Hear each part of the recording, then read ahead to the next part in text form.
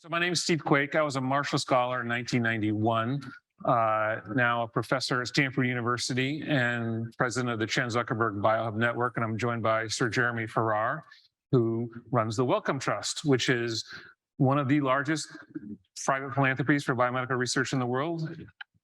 It is, yeah. Yeah. Sorry. It is. So maybe you could tell the group here a bit about what the Wellcome Trust is working on at the moment. Yeah, I mean, firstly, thanks very much for the invitation, Steve, and everybody. It's an amazing building. You can sort of feel history coming out of the pictures somewhere. So to all our colleagues and friends from the US, just as I regularly remind the British government, Henry Wellcome, who set up the foundation, was an American. And Born American, but passed away as British. Yeah. Well, we made him a sir, and he thought he'd make his life in the UK, but he was an American, and we should never forget that, because it led to the legacy, led to whatever it is, second, third, first, I don't know, it depends how you measure it, one of the world's largest philanthropy, with approximately $50 billion now in assets. And we fund science to improve health across a wide range of activities.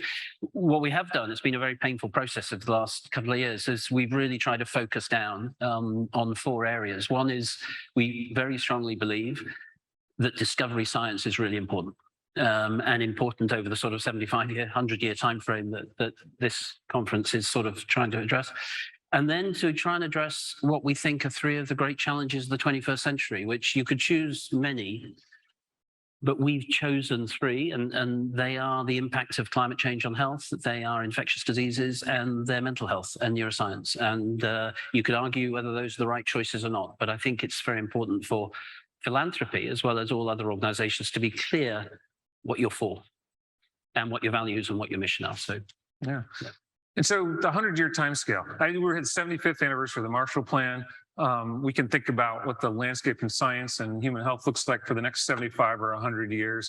That's sort of, at Chan Zuckerberg, that's the timescale we have to think about. Cure, manage, prevent human disease on the 100-year timescale, which for Mark and Priscilla has meant investing heavily in basic science and discovery science, because it takes decades for things to get in the clinic. They feel they have that luxury with thinking about a 100-year timescale, their philanthropy. Is that sort of the way you approach it, the Wellcome as well? Yeah, it does. It's a sort of slight, I think it'd be interesting to talk about what philanthropy is for, actually, but I think it's an interesting model. We are also structured, I think, like this, Priscilla and Mark have set up the Chan Zuckerbergs, in that Wellcome Trust is in theory there forever. But when you're there forever, you also need to bring a degree of urgency as well, because being forever, you could just get soft and cuddly and conservative. And I don't think that's the role of philanthropy. So it's a combination of a long-term perspective, investing in basic science, but also being clear that there are some pretty existential challenges that we face, and there's an urgency to those. And I think if philanthropy can do anything, it's got to be catalytic, it's got to be agile, it's got to be doing something. It shouldn't do what government should do. It should do something different. I agree with that completely. And, even with the massive resources you have available, I think it pales next to support governments provide for research, and certainly in the developed world. And philanthropy, I think, has a very special niche, so you can take on very risky things that you wouldn't do if you're spending taxpayer dollars, where you were accountable in a way that to citizens of the country, in a way that as a philanthropy you can just be bolder, I think. Yeah, and I think it's really important to remember that, because one of the I started head of Wellcome 8 years ago, and this is not a criticism of any of my predecessors, but I think as a philanthropy, especially in a relatively small country, UK, it's maybe slightly different in the US because of the scale, but in the UK, a country of 65 million people or so, a philanthropy can get to a scale when it feels as if it's becoming part of the establishment. They put a sir in front of people's names, and I think that is not something to resist, but it's something to always challenge yourself. That is not the role. That is philanthropy, in my view, is not there to be the establishment. It's not. It's there to be doing something different. It's there to be take risk, to disrupt in a constructive way, and do things differently. I agree, but it'll never replace government support, right? I mean, it's because the scale that can be achieved there. And I feel like, we've seen things transition to government support where we've taken the risks and supported it early, and then seen people get larger grants to carry it forward. I'm sure you've seen the same thing with your grantees as well. Yeah, exactly. It is about that scaling up where you then have to work in partnership with others to allow that scale to happen. But if you can and it's not just governments, it's corporations, it's the private sector as well. But if you can de-risk some of that stuff early, then I think that allows you to build on other things. But your question of 75 years is important. I mean, I've got no idea what science is going to do in 75 years, but if we look back 75 years and just think, where was science 75 years ago?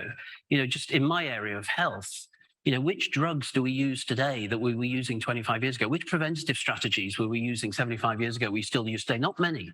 Insulin may be, the start of penicillin, some vaccines, but nowhere near enough. Life expectancy here in the UK, similar in the US, mid-60s. Life expectancy in India, mid-30s. I mean, the transition in the last 75 years, my father came back from prisoner of war in 1945, and his father came back from the First World War. So it's my parents' generation that we're talking about 75 years ago, really. And the transition has been staggering, absolutely staggering. And I think we're going through another moment in history and science now when we're making incredible advances at a pace that is almost unimaginable. And why I think that is really important for Wellcome, I think for Chan Zuckerberg, and I liked a discussion around the Marshall Forum about whether it's for you. I think we're going through a period when science and technology is advancing at such a pace that it's leaving behind politics, society, communities. And if that gap widens, then I think bad things will happen. And I think we've got to try and bring them back together again. Yeah, I agree. It's an incredibly exciting time to be in science, right? I mean, it's just so many things are happening. We'll talk about the pandemic in a little bit, but that's been, I think, science answered the call there in important ways that never would have been possible before that. And a lot of it's being driven by technology, and it's just such an accelerator for scientific discovery that it's amazing to be midstream with it. But I agree with your point that it does seem like it gets disconnected. There's a risk of getting disconnected from society, and as a community, we need to address that. And that's a challenge for philanthropy as well, because if you go back, not even as far back as 47 or 75 years ago, but in that earlier era that, I don't know, you're in your field would probably go back 70s, 80s or so. Most of that technological advances and scientific endeavor was funded through governments. Yeah, that is changing now.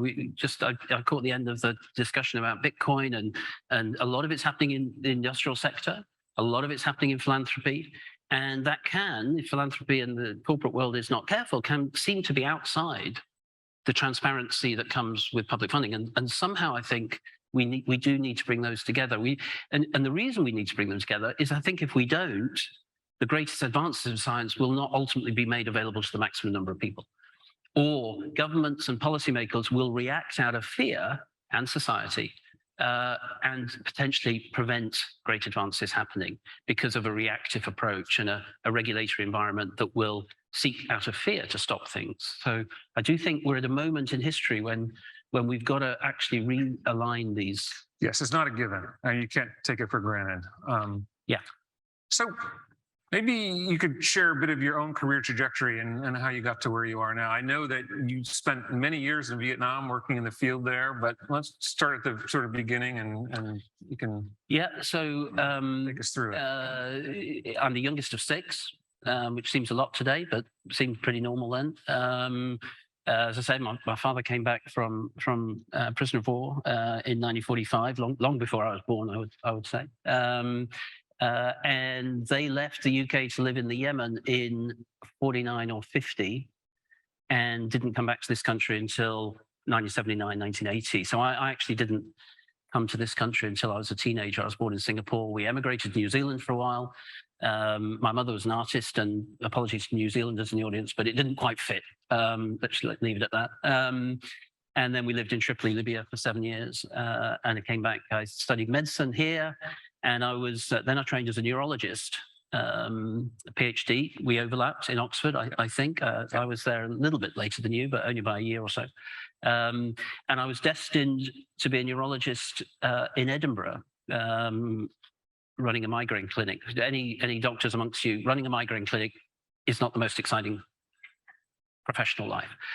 And the opportunity came up to go to Vietnam in 1995, and thinking I'd go for 2 or 3 years, and stayed 18 years, coming back in 2013. Why I mention that is exactly the same as you. I think one of the other challenges we've got is we are defining people's area of interest and specialty too young.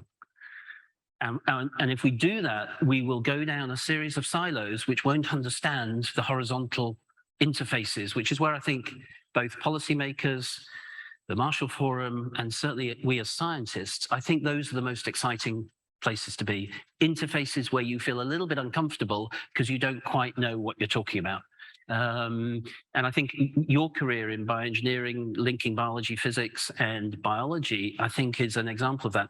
My own interest in neurology and immunology I had no thought of doing infectious diseases, but actually combining those two, and epidemiology and global health, was actually a very productive interface. And I think whatever we can do in the education system to ensure we allow people to remain plural for longer, I think would do a huge amount of good for those interfaces.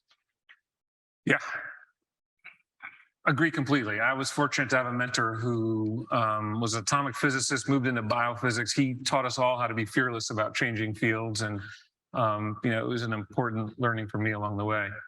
And I think funders, funders in the audience, or any influence you might have, need to appreciate that, because again, I'd be really interested in I think engineers do this better than biologists, but sometimes in the biological communities, we see this in our funding approaches within Wellcome.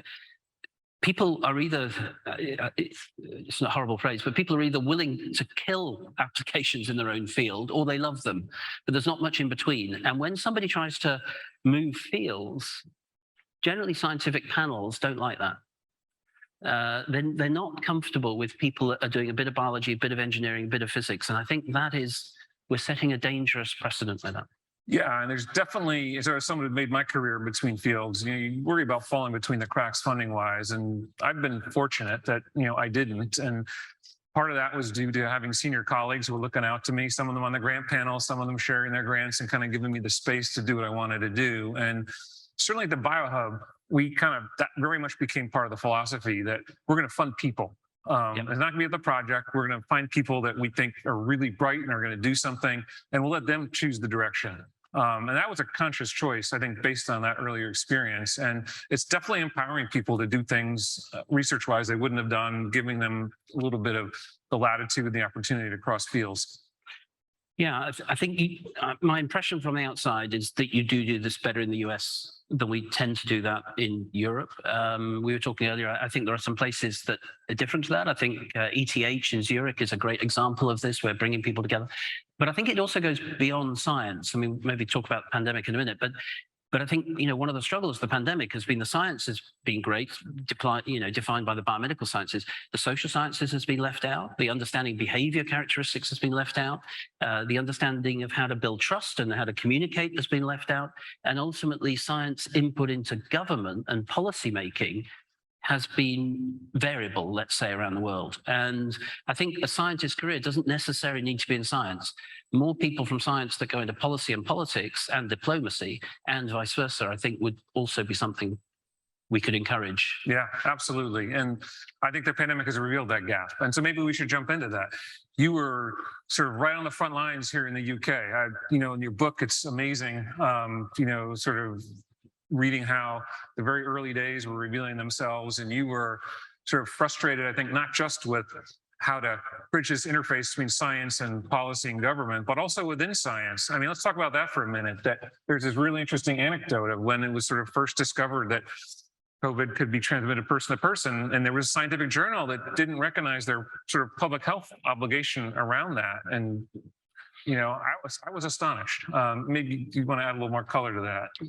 Yeah, this was it's sort of one of the, I think we all have those instances which probably for the rest of your life, people a little bit older than me can remember when JFK was killed or whatever. You remember these moments, and certainly January 2020 for me was one of them. What I would say, and I think it's really true today as we face, won't be COVID, but we face another similar event, monkeypox actually, is that COVID and monkeypox and many others, certainly I've been involved in the last 20 years, are the symptoms.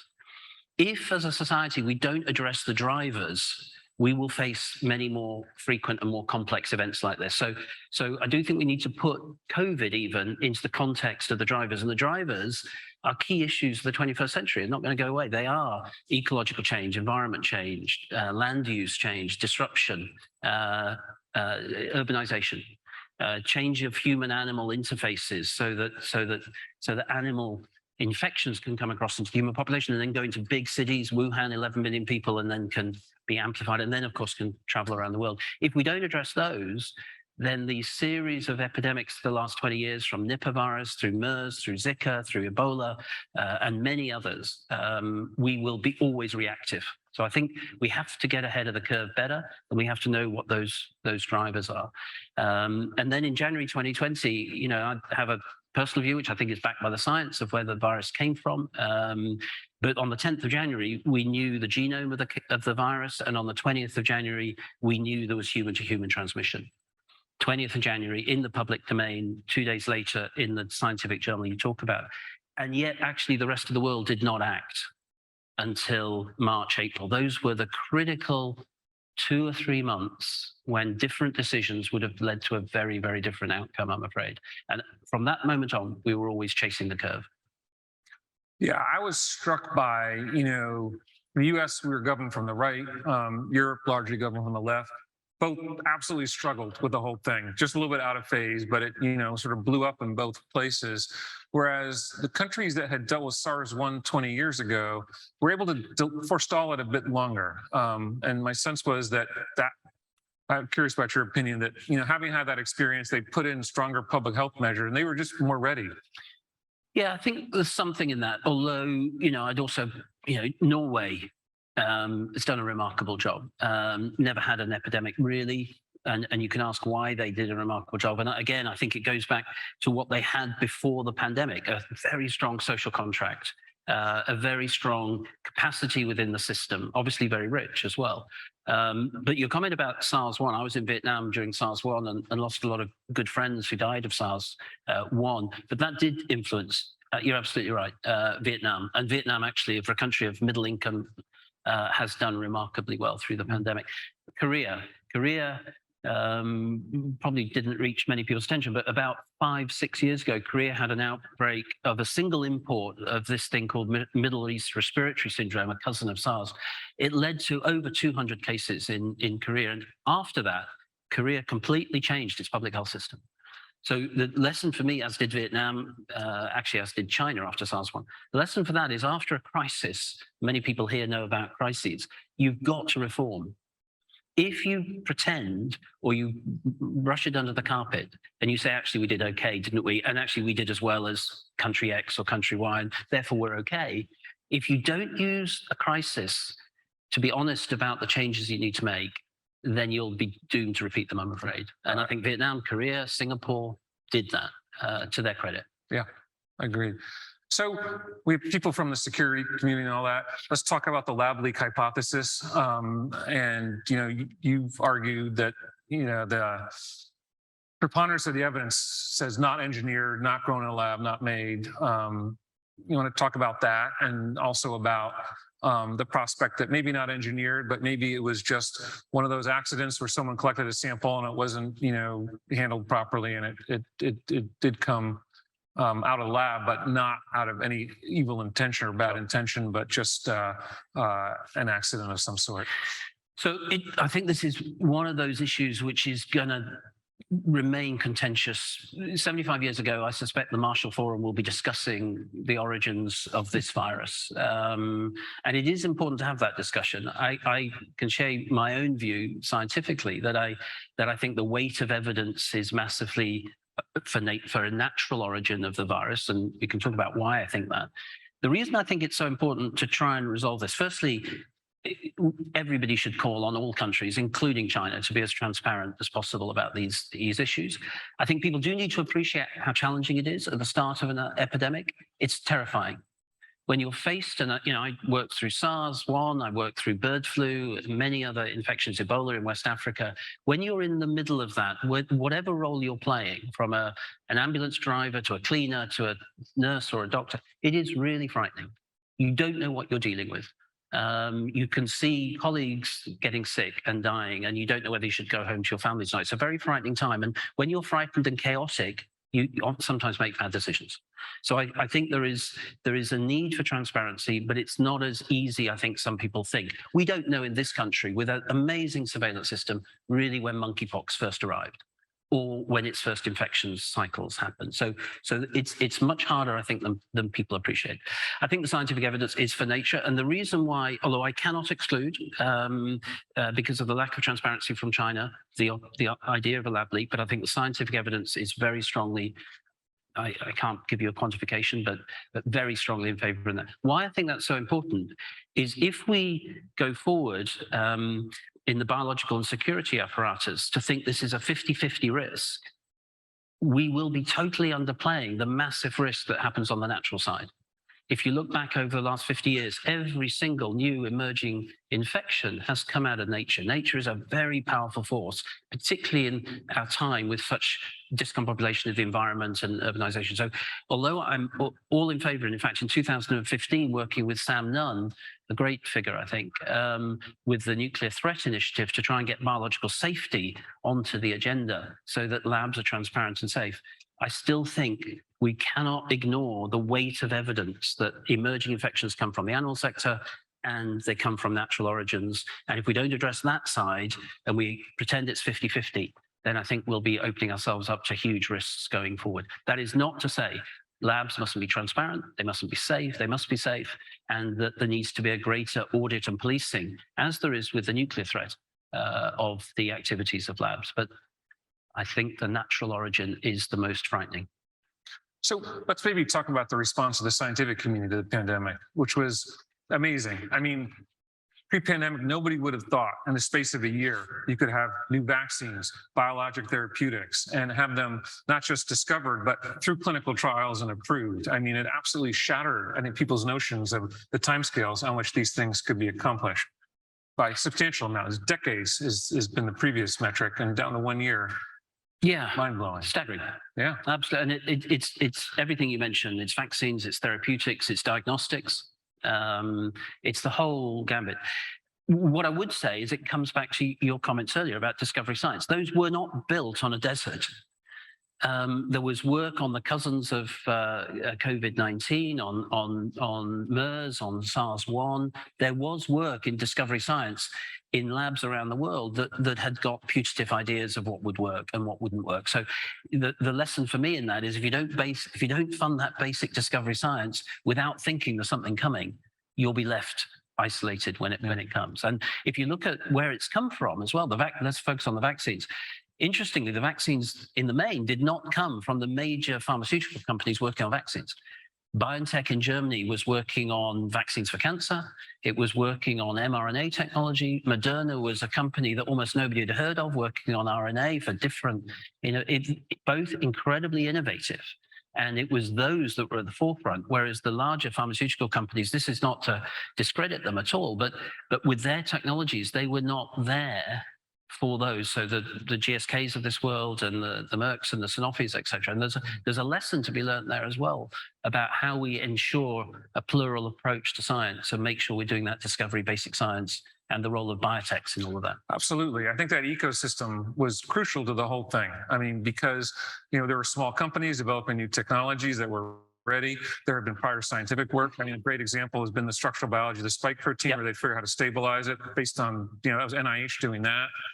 Another good anecdote, I think, is the very first therapeutic approved in the US, even ahead of the vaccines, was the Lilly drug, which was not developed by Lilly. It was developed by a tiny little company in Canada called AbCellera, which was founded by one of my former students. And, they were prepared for it because they had been receiving US government funding for pandemic preparation. And they were doing practices on influenza, on, old SARS things, and they were perfectly positioned to get the first North American patient sample to find their drug because of that government funding and commitment and the planning and the fact that they were working on novel technologies for antibody discovery. This is an amazing story.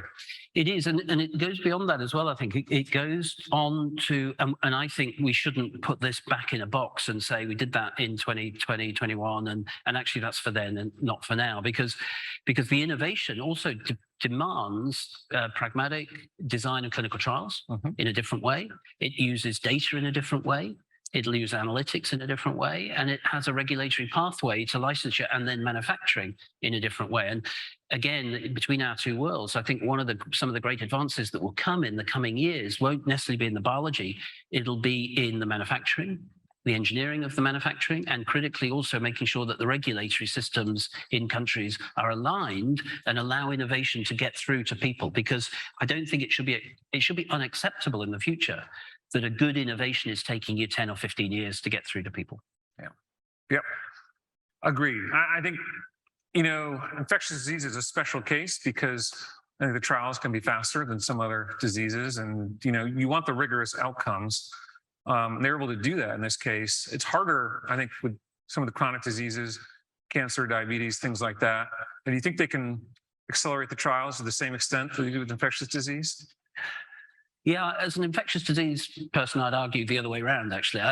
It's bloody difficult doing infectious disease research, I'd argue. We're about to start on a TB vaccine, which would be the first TB vaccine, probably the first ever TB vaccine, really, but certainly first in 100 years. That's a tough challenge, how to design that, how to work it out, how to go through the manufacturing. I think the innovative design, the inclusion of patients and volunteers in the design of stuff, and using data in a different way. Everybody has a mobile phone in this room, probably. You can use that in completely different ways. So I think the innovation in all of this won't come from necessarily the biology. It'll come from the way we gather information, the way we store that, the way we look at it, and in the manufacturing. And the logistics of treating patients. You had a very innovative trial here from the beginning of the pandemic, I think, where patients were being registered from hospitals all over, and they could, in a very rigorous way, figure out which treatments were working and which weren't. And so the dexamethasone, is that? Yeah, that was the recovery trial here, and it was but again, it built of recovery trial. It built up years of working out how do you conduct a trial in an epidemic, coming out of something called ISARIC, which I was involved in setting up many years ago now. Remember, before this COVID, we go back to the pandemic of 2009, which everyone's forgotten, the influenza pandemic of 2009. It was less severe than anybody thought. In 2009, not a single patient in the US or UK was randomized to a clinical trial. Zero. And between 2009 and this pandemic, ISARIC and then recovery worked out how do you build trust in communities? How do you structure something? How do you not start on day one of the pandemic starting, but how can you make sure it's ready when it goes? And again, it's that work before a pandemic hits that's so crucial. If you try and set something up in a crisis, and this is where I think the biological and life sciences industries and academia could learn something from the security and the military systems. You don't create those systems when you're faced with a problem. They're already there, they're already trusted, they already have a voice into government. And I think that's something the biological and life science community could certainly learn from the security systems. Yeah.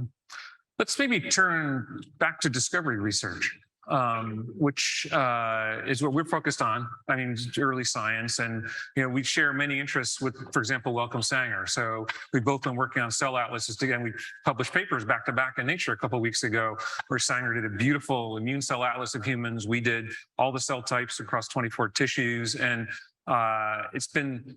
I view it as something that's comparable to the genome and its impact. People talk about the genome as the blueprint of the organism, but it's really not, because every cell in your body has the same genome, yet cell types can be very different from heart to lung to brain.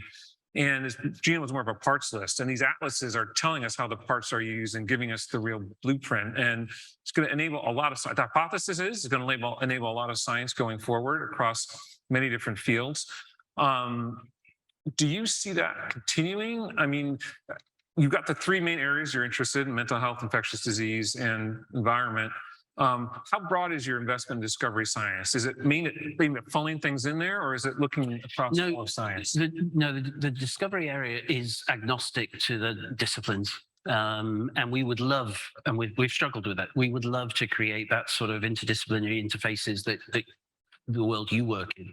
I do think that the human genome, which was an amazing achievement, I think it was the press release of that was 20 odd years ago now, roughly. It feels like a different era now.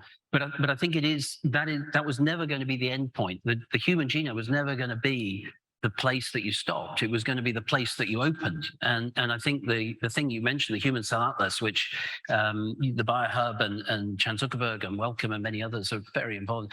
I do think that is the next frontier, because you're taking all of our DNA, which is what makes you and me. But that doesn't stop there, because it then gets modified. Epigenetics comes into play, environmental factors come to play, and then it works at a cell level. It seems to me that opening that up now in this amazing thing called the Human Cell Atlas will open up amazing new opportunities, which we cannot predict today. Yeah. And to me, that's the excitement of science. That's part of the fun. I mean, I've been involved in it for essentially 10 years. I mean, part of my research was developing the tools that were used to make it. And then that was like 20 years ago, 10 years ago, realized we should make an atlas around it. There were probably 4 or 5 of us around the world who kind of got on that idea at the same time, including Sarah Teichmann, who was just moving to the Sanger at that point from Cambridge.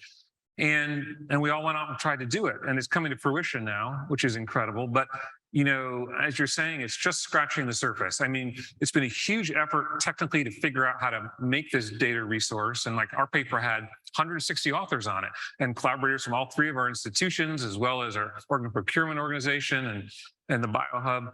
And when you publish a paper like that, you're just telling a few stories about what's in the data, and there's so much more to do. And I'm really looking forward to seeing the next 5 years of thinking about what we can learn from these resources, and we'll learn not just about human biology, but about the evolutionary history of multicellular organisms, because we've also done mouse, we've done lemur, we've done fly, and no one's thought about how to compare them yet. We don't even know what the right algorithms are to think about comparing cell types across organisms. We know how to compare genes, but it'll be a very fertile time, I think, in learning how to interpret these resources. Yeah, it's incredible. I mean, and if anybody ever wants to visit, I'm sure the BioHub, if you're in California, just reach out to me. Absolutely. Or if you want to visit the Sanger Center, it's just up the road in Cambridge. You're very welcome. You're also very welcome to come and visit the Wellcome, by the way. We have good coffee, and most people in the Wellcome building are reasonably nice most of the time. But Sarah Teichmann's a good example. I mean, same as you. I mean, I think I'm right in saying that her original stuff was in physics. She came through physics. She came from physics. And yet now that she's using physics and a physical, natural physical sciences approach to biology, that's fantastic. Yeah. It pisses off some of the biologists sometimes because they feel you're invading their territory. Probably the best thing that happened to biology was when physicists started to get involved. So apologies to any biologists in the audience. Yeah. Well, I mean, Sidney Brenner had this, one of his famous epigrams: new knowledge in biology comes from new technologies, discoveries, and I forget what the third thing was, but in that order. So he felt like technology driven. And, he, of course, recognized was one of the leading people in biology becoming information science. And that's come to fruition with the Genome and the Cell Atlas projects. And, recognizing that it's an information science is different than physics. The math is different behind an information science, but it's also different than how people were trained, and having people coming in from other disciplines like physics, I think, has helped enrich the field and move it forward for sure. If anybody didn't have the opportunity to meet Sidney Brenner, I'm afraid to say you did miss out. He's sadly passed away now in Singapore, but he was one of the most brilliant minds, cantankerous, really difficult. I can't imagine how anyone managed him. Well, they probably didn't manage him, to be honest. And that was probably a good thing. Right. He had no home. He would just orbit around the world because, But a brilliant mind, South African, and an emigre as well. Exactly. Which is also very important. And an MD who went into science. Right? It was a whole other conversation to have.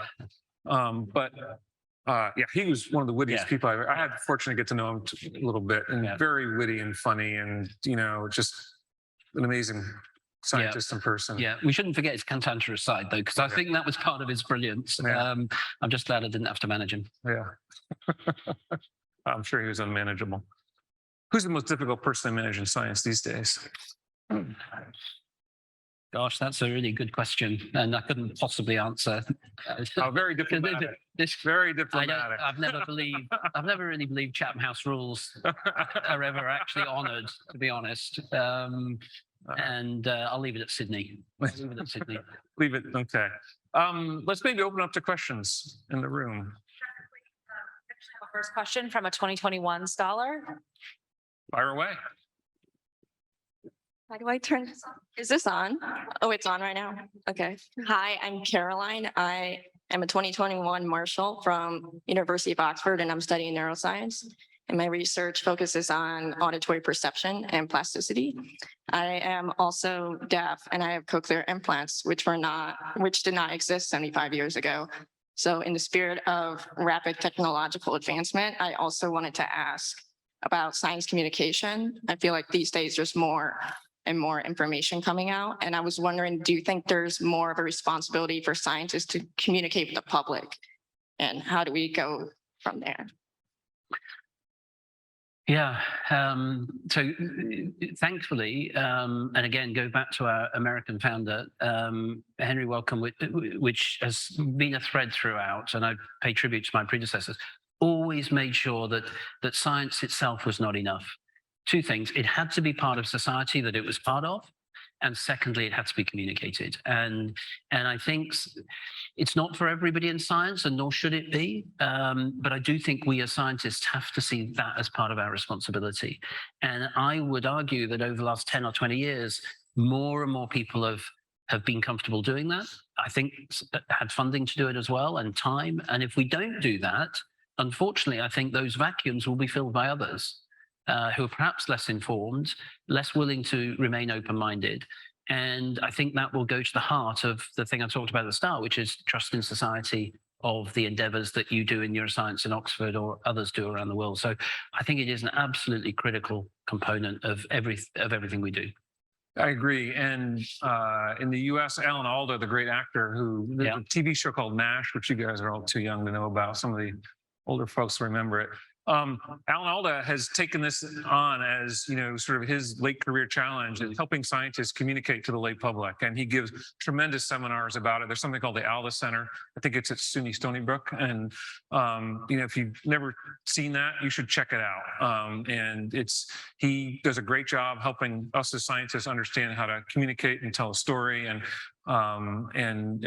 remain true to the science, but to do it in a way that's accessible to the lay public. Tom. Really enjoyed this panel.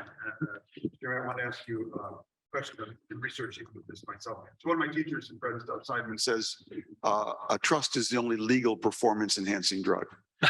And I'm a big believer in that, where there's trust in the room, amazing stuff happens. And I'm particularly interested in this gap you pointed out between the speed of innovation and actually government regulation. Because in the old days, government regulated, you scientists innovated. And then suddenly that really started to break down. I've been researching this myself, and I came across, I believe these leaked emails from the New York Times, and a Boeing engineer is talking about his FAA regulator. And he basically says, my regulator is so clueless. Watching him watching me is like watching dogs watching television. So you're getting this really bigger and bigger gap now between the two. And we actually filled that gap, I think unconsciously, by coining an adjective. We didn't coin it, and so we're deep. Suddenly we said, oh, that's not medicine. That's deep medicine. Yeah, that's not a fake. That's deep fake. That's not, research. That's deep. We sort of intuited that you were going to places that we didn't know. And so we had to add that adjective deep. I just wondered if you'd comment on some of it. Yeah, Tom, I agree with you. One other agency organization I've been involved in for the last 3 or 4 years is based in Geneva. It has an acronym, GESDA, Geneva Science Diplomacy anticipator, and I'm on the board of it. What it's trying to do, and I would love to create some sort of forum which brought the Marshall Forum and HESTA together. What it's trying to do is look ahead, not 75 years, but 5, 10, 20. What technological advances are coming, which may be hidden, either because they're in the commercial world, corporate world, or within the security or the government, and which of those are likely to have an influence on many parts of our lives. And to try and bring transparency to that, and then try and bridge this, what I think is a growing chasm, not a gap, between the science parts of the scientific world, goes to your point about communication, the societies it's part of, and there isn't a single society, there's multiple societies. Yeah. And we, on the talks that we're talking about, we tend to talk within a bubble of a society rather than in the whole of society. And the diplomatic, political, policy, whatever you want to call it, world, I think, and there's no criticism, but tend often not to come from the scientific world. That's a criticism of the scientific community not getting involved in diplomacy and politics. But I think we need to bring these back together again. And actually, if the Marshall Forum and GESDA wanted to get together for a common discussion here about how we can try and bridge that gap, I think it would be, because otherwise I fear that society is going to get left behind. It's going to have stuff imposed on it, which it may or may not know, understand, or want. And it will, within all our increasingly inequitable societies, you're going to have the haves and the have-nots increasingly within countries and between countries. I think this is one of the great challenges. We saw it during the pandemic. We saw it during the pandemic. We saw it during the pandemic. Yeah, and I'll come back to what you started with, which is trust. And, if there's not trust in the regulatory bodies, everything slows down.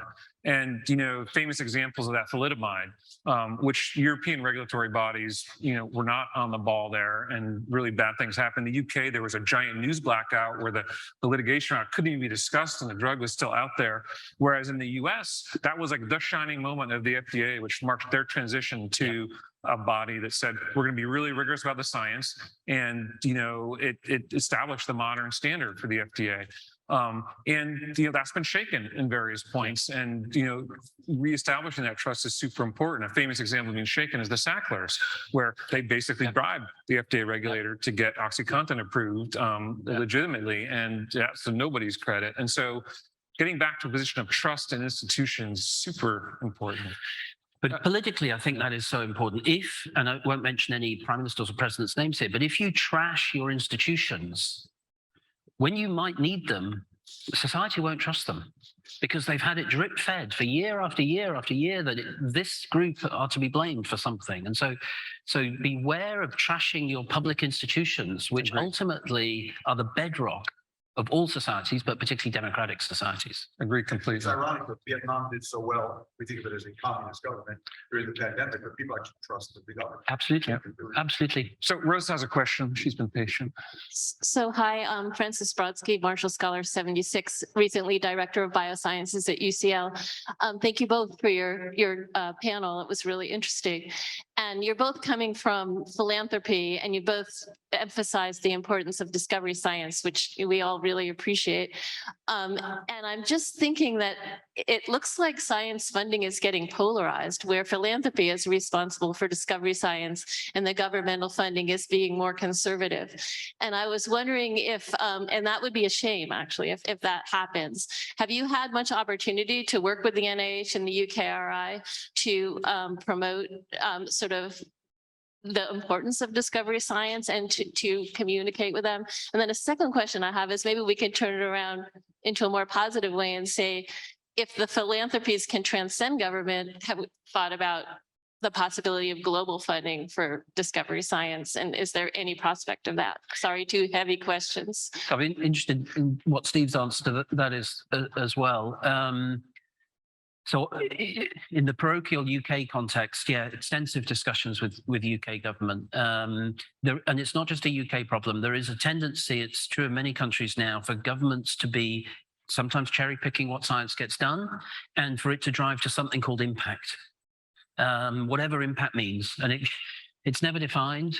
You don't really know what it means, and you don't know the time frame around what that impact might be. And as Steve said earlier, many of the things that we now benefit from, that hopefully everyone here is vaccinated from, they were never driven by impact with a COVID vaccine in mind. They were blue sky thinking 20, 30 years ago on mRNA. So if we don't fund the discovery blue sky science is critical. Second is, I think globally, panels like this, they're becoming more diverse.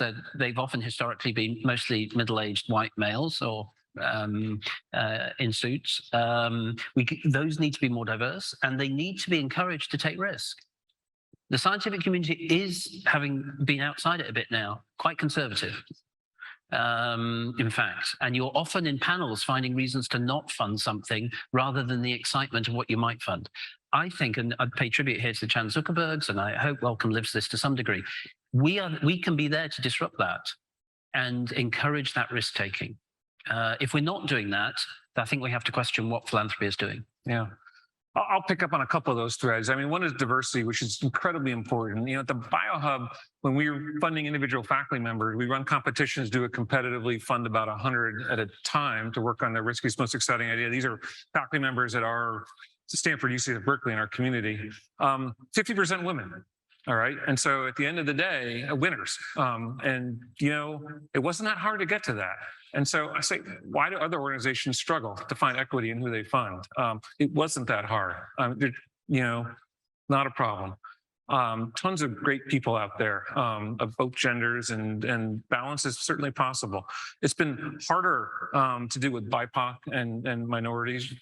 Faculty numbers are smaller, and we realized that, you know, we weren't having the representation we wanted there. So we allocated funds to the universities to diversify the faculty and to hire people in to help diversify. And that was, you know, a $20 million commitment a few years ago, and they've been very aggressive about doing that. And so that's really helped the landscape there. So it's important. We're working on it. And, you know, I think, as you say, grant decisions need to be made with, you know, diversity in the representation of how funds are allocated, because it all helps make the whole system better. With respect to NIH funding, back to your question, you know, there's a long answer to that. I mean, time-wise, that in the US, in the Clinton administration, they decided to double the NIH budget, which was a great thing. But the way the academic community responded was, like, medical schools decided to double too. So a lot of medical schools grew up and expanded, thinking they'd fund their faculty on soft money. And so that really strained the system. I think it didn't, you know, it made things even more competitive than it had been before. And so people were feeling more on the hamster wheel. And you know, at the end of the day, I think they doubled the budget without doubling the number of scientists. It would have been a better outcome. And so we're still dealing with that, I think. And, you know, I sense among our colleagues in the US that, you know, it's harder and harder to keep a group going. Can't do it with one NIH grant, got to have two, which means twice as much work, and you risk losing it. And people spending more time worried about that administrative part and less about doing the science. And the whole thing is stressed. The system is stressed in a way where, you know, I don't know what the answer is, but you know, I can say the NIH has moved to address it. You know, they see it, and under Elias Zerhouni, when he was the NIH director, they started a number of new programs, like Director's Pioneer Award. I was in the first class of people who won that. New Innovator Award. A number of awards that were sort of more funding the person, that were discovery oriented, and have helped for sure. But you know, the system overall still feels stressed to me. All right, we should wrap it up. Maybe one more question. Oh, sorry, let's do two more. One here, one here. And we'll get to lunch. I know we're the last thing between you and lunch, but we're rolling now. Thank you guys so much for coming, first off. And my name's Troya. I'm a 2020 Marshall. I'm studying behavioral economics at City University of London. A short thing of my background, I worked in health policy for the House of Representatives. So I really can appreciate the very truthful and correct criticisms of public health regulation. I kind of wanted to, I guess, look at maybe the elephant in the room when it comes to philanthropies, because many of the large philanthropies these days, especially biomedical ones, are funded and run by billionaires. Sorry, Mr. Quake, this one may feel like a pointed question, but I think it's an important one. How do you suggest we handle the risks that come with allowing the hyper-wealthy to control and drive health policy progress and public health interests, especially through soft and frankly launderable power of nonprofits and tax-exempt 501c3s? You want me to go first? I do know what a 501c3 is, but only just. You know, I think it's important to put it in perspective. You know, and we sort of alluded to this earlier, you know, philanthropy is a tiny fraction of all science funding. It really is. And so to give you a sense of that, you know, when we started the BioHub and Mark and Priscilla started their personal science philanthropy, they committed, that was 5 years ago, they committed $3 billion to science over the course of a decade, which is an astronomical sum of money, right? Very few people have the capacity to do that. And it seemed just, you know, overwhelming. But then you've got to think, what do you compare it to? The NIH budget is $30 billion each year. Okay. And so Mark and Priscilla are contributing on order of 1% of the NIH budget on an annualized basis. And so it's not in any way disproportionate. It's a tiny fraction of all science funding. That doesn't even include all the other things that contribute to biomedical research in the US. DoD, DARPA does a bunch, NSF does a bunch. And so it's not a huge contribution. I think what's important on the philanthropic side is the transparency aspect. And, you know, the laws around that in the US are strong. I mean, we have to BioHub, we're a medical research organization, 501(c)(3) and we have to file a tax return every year where we're laying out how the funds are used. That's publicly available. Every nonprofit has to do that. And that sort of transparency is very important for the whole system at the end of the day. I think it comes back to the transparency point. I think that's where that has to be. It has to be the default has to be transparent, and the reasons for not being transparent, I can't think of any, frankly. But I think it is an important question, probably more in a non-US environment than in the US, just because of the sheer scale. Because there are places, Wellcome is bigger than the Medical Research Council, for instance. In Denmark, the Novo Foundation is bigger than governmental funding. In my view, that's not right. That you're replacing government funding at some point in that. Let's take the last one right here. Thank you. I'll be very quick. I'm Virginia Corliss. I'm a 2005 Marshall, another physicist that has moved to the life sciences. So we are slowly taking over, I suppose, for better or worse. But I wanted to perhaps take the other side of some of the questions here. This focus on regulation is really essential, not just from the regulators getting it right and the trust in that, but also that if there is that lack of trust, then there's the immense fear of getting it wrong. You mentioned making regulation out of fear, and that can stop innovation. And I've seen that in my field where we see the potential for a really interesting line of commercial research, and the advice is don't even start. The regulatory system is not built for it. It will cost you too much if you can ever get it through it all. So just don't bother. And so I wonder, is a very practical question, in this chasm between regulation and science and industry, can philanthropy play a really essential role in helping to bridge that gap in expertise and to rebuild that trust? Now, of course, the last question was very much about how much trust can we have in philanthropy as well. But I do think that's really essential in so many fields. And I'd be very curious how you see that, in addition to the forum that you talked about, which I think is very interesting, anticipating regulatory challenges, how can philanthropy help take that sense of urgency that we saw in COVID, that saw things racing through a process that conventional wisdom said would take 10 years? Is there a role for philanthropy to play in helping regulators address what I'd call slow-moving crises, where regulation is slowing things down so much that we're not getting the innovation that we need, while still maintaining the absolutely essential trust that overall the right decisions are being made? So yeah, I think it can. Although the point about the role of philanthropy, I think, is really important. And the regulators, you know, it's easy to criticize regulators. I mean, they do in the main a fantastic job, I think. And I think the last 2 years have demonstrated their ability to be agile and think in a different way. I just don't want to lose that agility. And perhaps most importantly, the conversation that happens earlier than later. So you're not getting us so far down the innovation pathway, and then a regulator says, why didn't you ask us about this 6 months ago? Because we're never going to do anything with, we don't see that. I think there's an education on both sides of the chasm, that innovators appreciate the role of regulators, and that regulators appreciate where innovation is today, but also where it might be next year, 5 years from now, 10 years from now. Because I think we absolutely need need a trusted regulatory environment. If we lose that trust, whether in thalidomide or something else, it puts everything back by 10 or 20 years. The other, and goes to your question about what the role of philanthropy in the global that was earlier, the global regulatory environment is incredibly heterogeneous. You have the FDA, in my world, the FDA, the EMA, the Japanese, there's the MHRA in the UK. These are all regulators for biopharmaceutical. But in much of the world, the level of regulatory agency is very low. And I think there's a big job to be done in leveling that level of expertise and knowledge at a global level. Because one of the big things we haven't talked about compared to 75 years ago, there is a convergence happening globally. In health arena many years ago, diseases happened here and diseases happened here, and there wasn't much. That is changing now, as COVID has demonstrated, as diabetes demonstrates, and et cetera. So leveling up the regulatory environment globally, I think, is absolutely critical as well. Well said. And I think we should all go to lunch. Thank you so much.